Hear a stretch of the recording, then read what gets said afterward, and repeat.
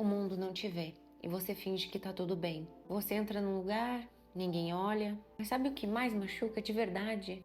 Não é o outro não te ver, é você mesmo não saber se merece ser visto. Você disfarça bem, sorri, faz piada, puxa assunto, mas por dentro tá sempre testando se as pessoas te amam mesmo ou se elas só toleram a tua presença. Você responde que tá tudo bem, mas dorme com vazio que não consegue nomear. Acorda com a sensação de que não importa, que você poderia assumir, que ninguém ia perceber, ou só notariam porque não estaria mais fazendo barulho. E ninguém sabe, mas às vezes você até força a voz para ver se alguém percebe, ou repara que você realmente existe. Seu corpo aprendeu a se encolher, a sua voz aprendeu a pedir desculpa por estar vivo. Teu sorriso virou escudo, tua educação virou disfarce, mas tem algo aí dentro, eu sei, uma raiva quieta, uma fúria de todos os momentos que você precisou se calar para se sentir aceito. E você não quer atenção, você só quer existir, sem ter que ficar pedindo desculpa nem licença.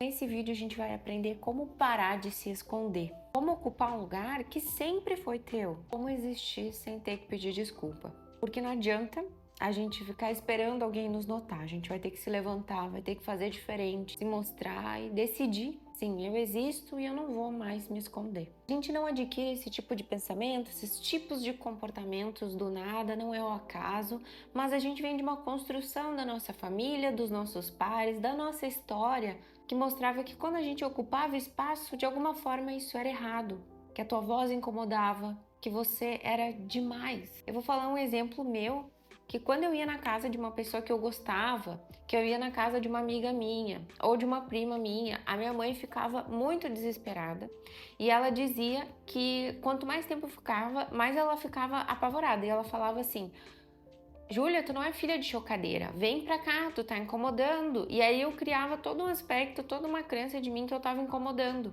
Então por isso que eu conto isso pra você entender que a gente vai criando essa percepção, essa autopercepção desde cedo e a gente vai construindo isso através dessas pessoas que foram importantes na nossa vida. A gente tá em construção, a gente é inteligente e a gente vai entendendo o que tem por trás dessas mensagens.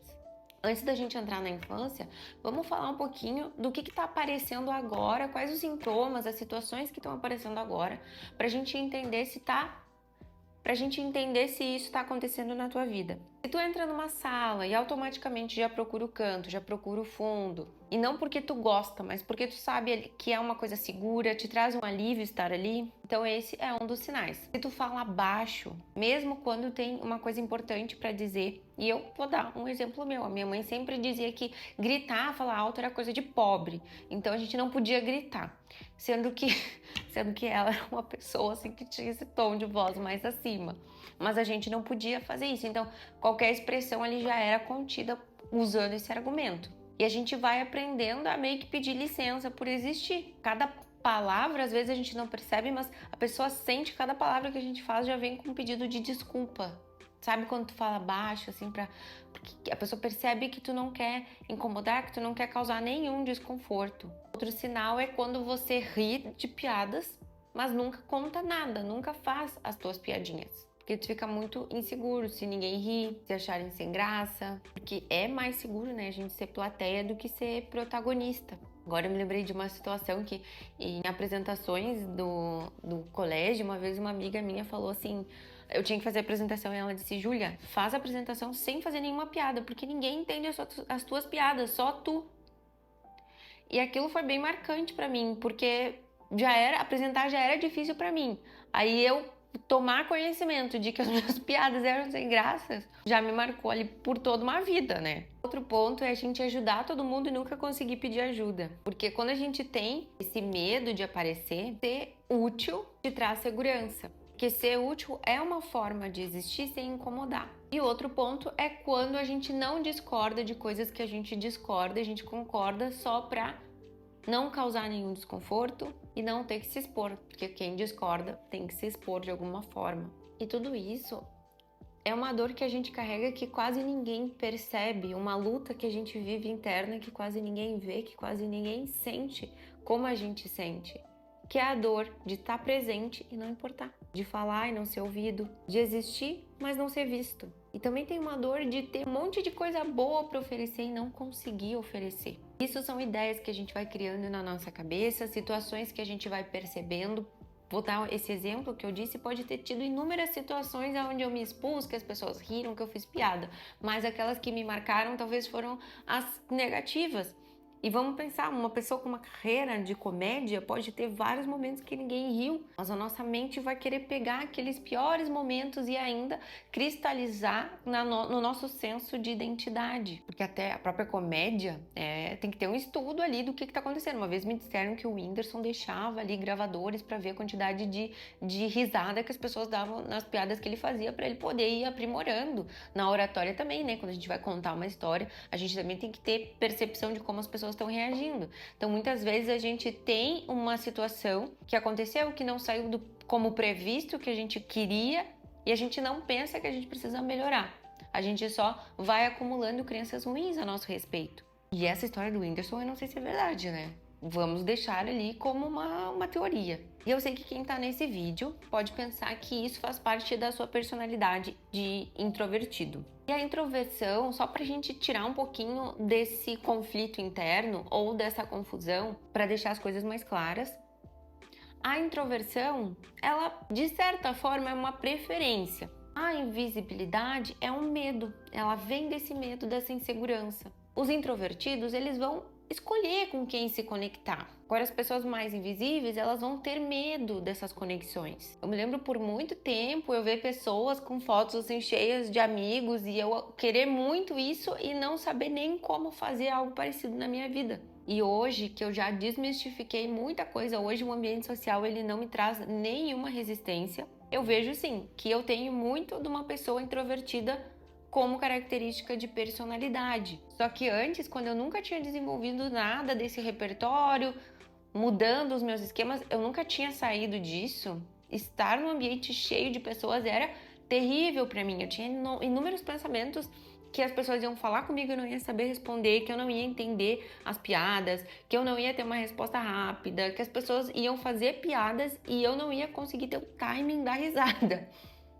Que eu não tinha nada para agregar, que a minha voz era baixa, que as pessoas iam fazer perguntas, tipo assim, que todo mundo sabe e eu não ia saber responder de tão nervosa que eu ia ficar na situação. Hoje eu já mudei muito isso, eu nem consigo me lembrar de como é que era sentir essas resistências, assim, antes de uma situação. Até porque pensando, assim, bem na prática, se acontecesse isso de eu não entender uma piada, esses medos que eu tinha antes, se acontecesse isso hoje, eu nem ia me importar, na verdade. A característica dos introvertidos é que esses momentos mais isolados que eles têm, eles recarregam as suas energias, eles se sentem mais aptos para depois estarem de novo no ambiente social. Como característica também, eles vão ter poucas amizades e vão ser poucas amizades escolhidas, selecionadas. Por exemplo, por muito tempo eu lutei ali para achar que ter muitos amigos era uma coisa importante, porque eu via e eu admirava isso. Hoje eu tenho poucas amizades, claro, né, a idade também vai fazendo isso com a gente, mas eu tenho poucas amizades. Por exemplo, minha melhor amiga é uma pessoa da minha infância, a Bárbara. Quando a gente tá nesse polo do achar que a gente não é certo sendo introvertido, ou a gente tá lidando com essa questão da invisibilidade, a gente admira coisas que talvez nem faça parte do nosso jeito, da nossa personalidade. Por isso que a gente precisa trilhar um caminho do autoconhecimento para se encontrar. E o super perigo que vai rolando quando a gente vai entrando para nossa invisibilidade. Quanto mais a gente se esconde para evitar qualquer desconforto, qualquer rejeição, mais a gente vai se rejeitando. Mais a gente vai criando esses sentimentos de comparação, a gente vai se achando inadequado, a gente vai perdendo habilidades sociais, a gente vai perdendo oportunidades de ter habilidades sociais, a gente vai se tornando crítico com tudo, até com a forma da gente falar. A gente vai se escondendo antes mesmo da gente ter chance de ser visto por alguém. A gente vai se calando, se silenciando antes de alguém ter a chance de nos ouvir. E no fundo pode ser que tu carregue uma fome de ser visto, de ser conhecido, de ser reconhecido. Porque isso não é uma vaidade, mas é uma necessidade humana. A gente tem uma certa necessidade de ser visto. Porque um bebê, quando tem um contato com um bebê, por exemplo, ele tem um contato com a mãe tá vendo ele. Quando a mãe para de dar atenção para ele, ele busca aquela atenção. Então a gente tem uma certa vontade de ser visto pelas pessoas que a gente ama. A gente gosta de saber que a nossa presença importa, que de alguma forma a gente faz diferença. E aí a gente pode cair em vários pensamentos, em várias crenças, que tudo que eu falei agora dessa fome de existir, tu pode pensar, eu não sinto isso. Mas é porque tu aprendeu que isso era errado. Mas eu tô aqui para te dizer que não é errado, isso é humano. E que nem sempre essa exposição vai ser das mais agradáveis. Nem sempre. Até para um extrovertido, essa exposição às vezes pode gerar algum desconforto. Mas faz parte desse processo de relação humana. Tá, então já que a gente já falou do que está acontecendo agora, vamos falar de infância. O que será que a gente aprendeu na infância para criar esse tipo de pensamento? Por exemplo, você não ouviu que se achar demais era ruim?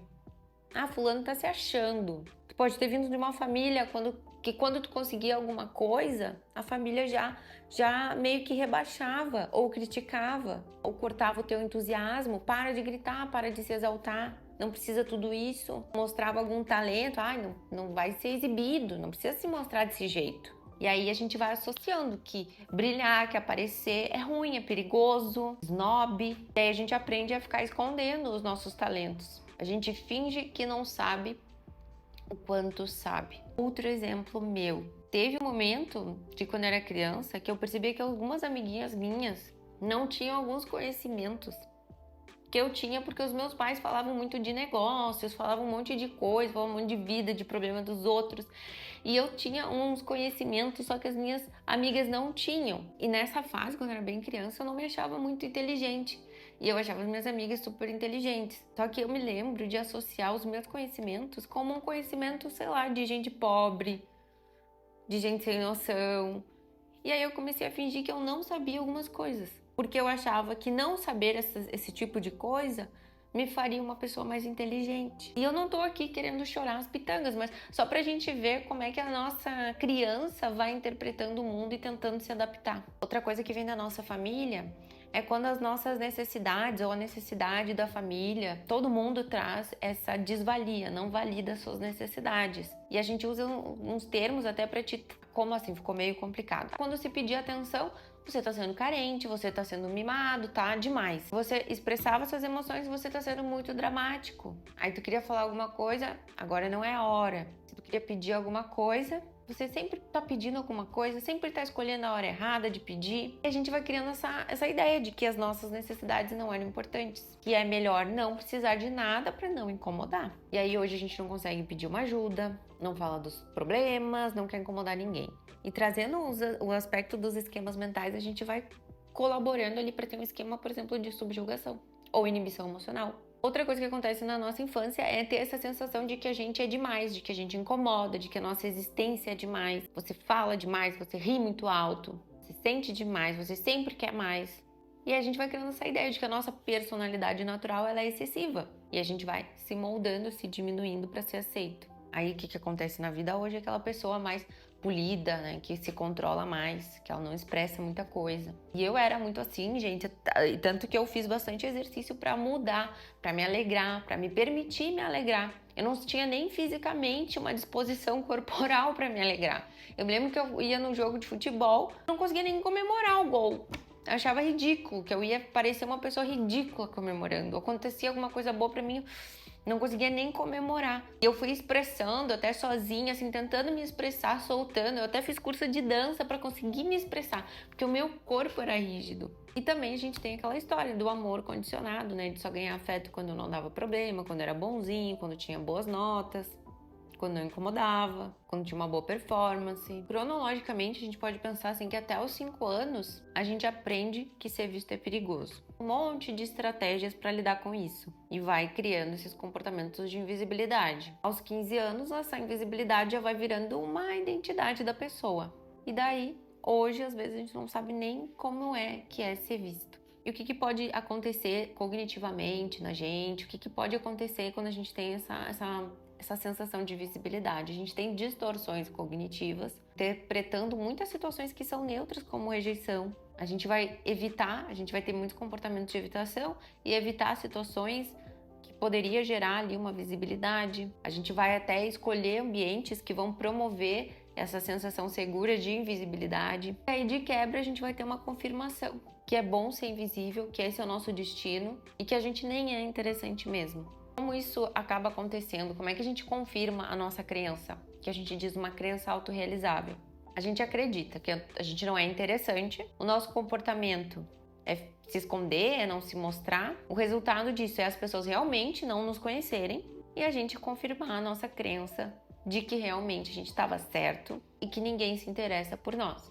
Eu sempre falo isso, o que a gente mais quer na vida é dizer, olha aí, eu estava certo, ninguém se interessa por mim mesmo. E a gente tem vários ganhos secundários com essa visibilidade, que é ninguém pode te rejeitar, ninguém pode te criticar se tu não vê, se tu não aparece, se tu não te expõe. Você consegue controlar tudo que acontece porque você consegue controlar o que você revela, então você controla até a crítica que pode não acontecer. Você se protege dessa forma, né? E vai vivendo nesse conforto que não te desafia. Esses benefícios, esses ganhos secundários, eles são ilusórios, né? Porque na prática a gente troca um crescimento pela segurança. A gente troca até conexão verdadeira por controle. E o pior de tudo, né? A autenticidade que a gente perde achando que a gente vai se proteger. E olha que louco. Em algum momento da tua infância, tu decidiu e decretou que é mais seguro não existir que existir e ser rejeitado. Com certeza isso fez muito sentido na tua infância, na tua vida, mas talvez hoje tu queira mudar isso. Então, de início, se tu for querer mudar isso, eu já quero te preparar e te orientar para tu saber que você vai passar por vários momentos de insegurança.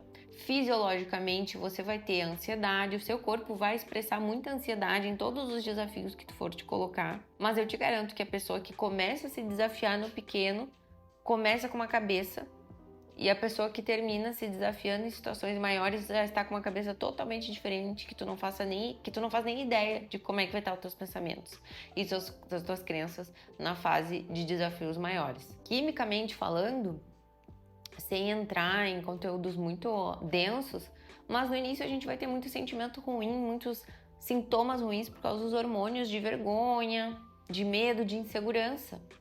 Mas quando a gente vive uma conexão de verdade, a gente também tem hormônios importantes ali de conexão, ocitocina, serotonina, dopamina. A gente vai também experienciando coisas muito boas depois. Por isso que as exposições graduais, elas são importantes. Sem a pressão do final, mas sabendo que a nossa cabeça vai mudando conforme a gente vai mudando os pensamentos e as crenças disfuncionais, as distorções cognitivas, e que a gente vai modelando o nosso ambiente para dar respostas melhores e que a gente vai se transformando no processo. Por isso que no início a gente toma essa consciência, depois a gente até visualiza o que a gente precisa fazer, mas a gente tem muito medo, a gente experiencia muita insegurança, muitos pensamentos ruins. Aos poucos a gente vai modelando, mudando, fazendo uma reestruturação cognitiva desses pensamentos e tomando um pouquinho mais de coragem. Vamos perdendo a coragem, mas em algum momento ela vai aparecendo lapsos de coragem, a gente vai conseguindo se expor. Algumas situações vão reforçando, vão nos dando pontos positivos para a gente continuar avançando. A gente também vai reduzindo aquela ansiedade à crítica, vai se tornando mais flexível com isso também e vamos traçando esse caminho da visibilidade. Então é isso, pessoal. Pode ser que tu esteja pagando um preço muito caro, talentos que estejam ficando para trás, pessoas, oportunidades, relacionamentos e até um turbilhão de emoções negativas que tu vivencia todos os dias por não querer enfrentar isso. Então espero que esse vídeo tenha te ajudado. Meu nome é Julia Von Wurb, eu sou psicóloga, sou terapeuta cognitivo-comportamental. Se tu tem interesse de fazer terapia, aqui abaixo estão os meus links. Se tu gosta desse tipo de conteúdo, também te inscreve no canal. Um beijo e até o nosso próximo vídeo.